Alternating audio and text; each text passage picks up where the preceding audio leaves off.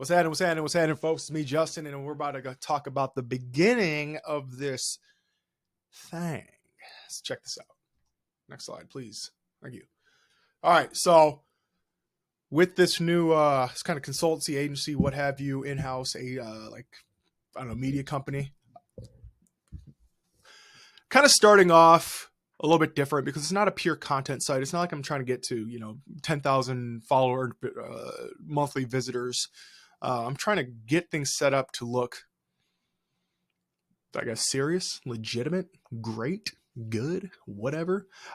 So setting up really a service page and an industry page. Those are the first two steps. I have the service page up. It's not 100%, but it's published. There's a few more things I want to add to it, but I just don't have them yet, like testimonials and maybe a picture of some faces or something like that on there, and also need to make a video. But a service page, it's for email marketing, because I figured that would be just kind of the easiest to get set up, and it's there now. It's like that forms that's sitting as the template for everything moving forward.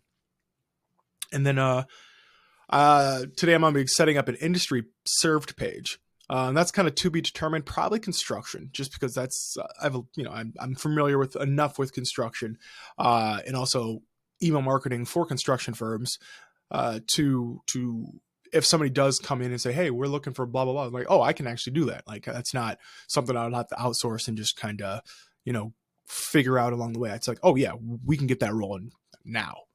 In the page design is 100% jacked from like established websites. In this case, I'm looking at Strategy, which is a consultancy company under PwC or some shit. I don't know. I'm not too familiar with the stuff. You know what I mean? It's just, that's what I found when I looked up consulting companies.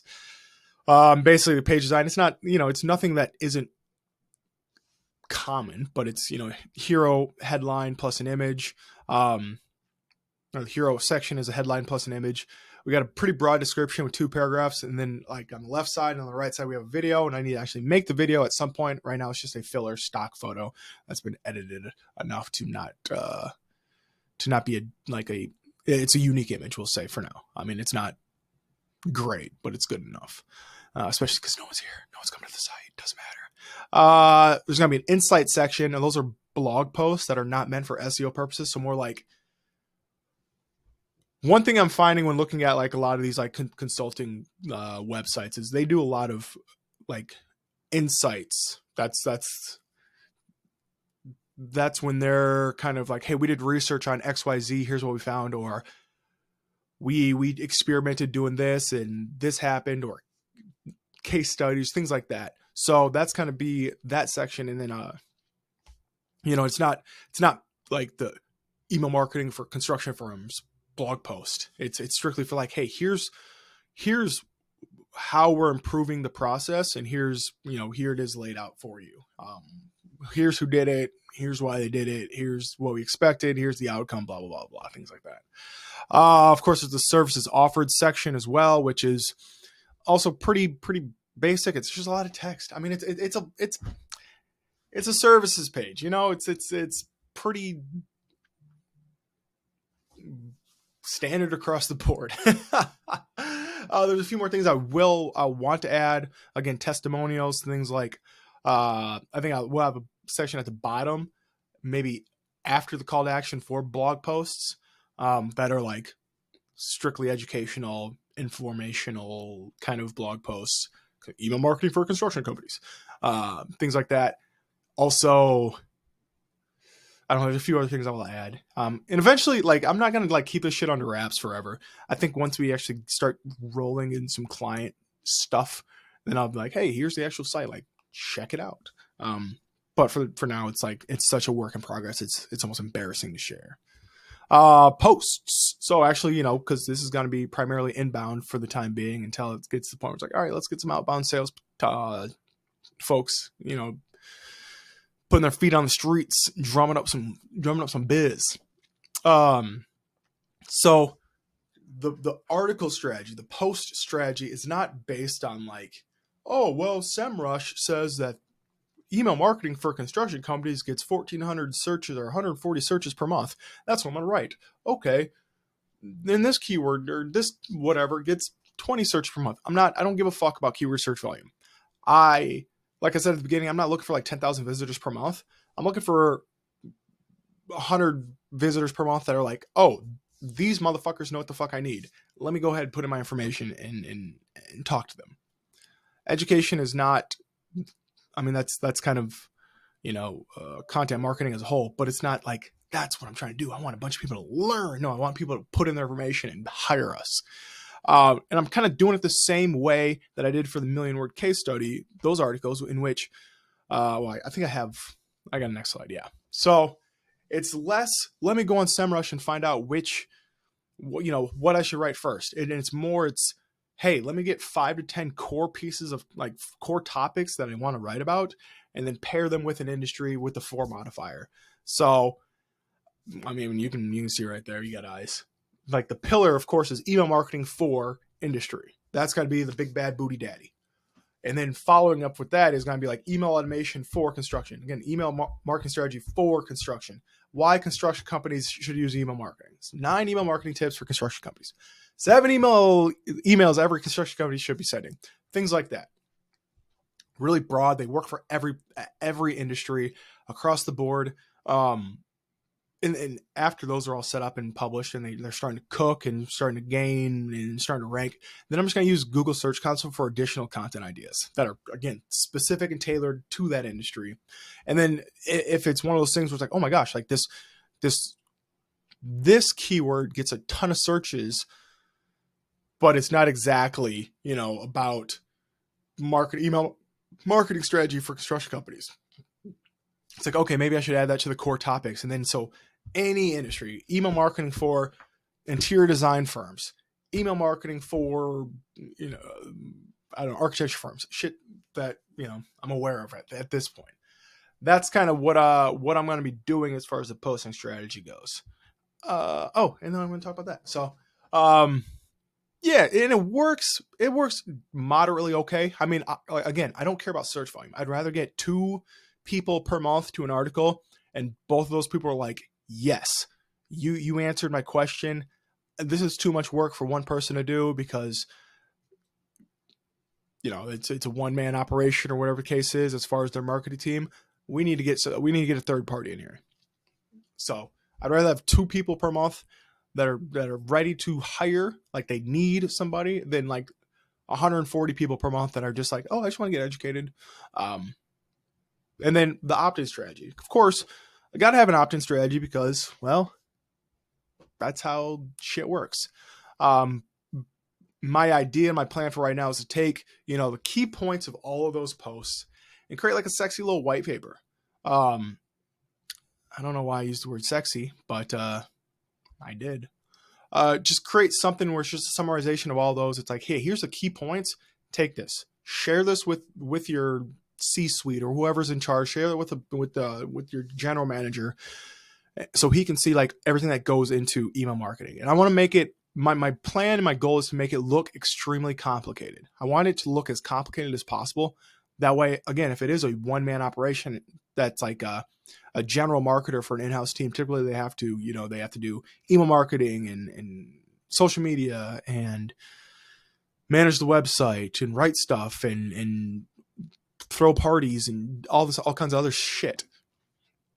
I want it to look like, holy smokes, like we could be doing a lot with email. We're not. We need to get a third party in here. So create that. I'll probably use HubSpot as my CRM. I have a love-hate relationship with HubSpot. It's the one I'm most familiar with. It has a ton of capabilities, but that's a video for another day. So I'll probably use HubSpot for a CRM. The free version is good enough for the time being. Eventually, move up tiers and start implementing those additional, strategies and tactics and uses of HubSpot in its entirety. And I think right now I'm going to go for a 2-part opt-in, and I don't mean a double opt-in where they put in the information, they hit submit, and then they get email and they have to hit submit again to confirm that this is like a real email. I'm thinking more like they enter their name and email first, and then they get it. And then a follow-up email is sent with a link to a form that's like, hey, if you need, marketing services or consultation or whatever, you can fill out this form, which has like the business name, and even though that you get that from the email, but the business name and like um, phone number and what they need help with, and um, I don't know, like a section for more information and how much they make and how much they want to spend and all that information that'll just help, I guess, in the meantime, me, when I give them a ring ding ding-a-ling, and I can say, hey, I saw that you guys are looking for just like set up some email marketing automation.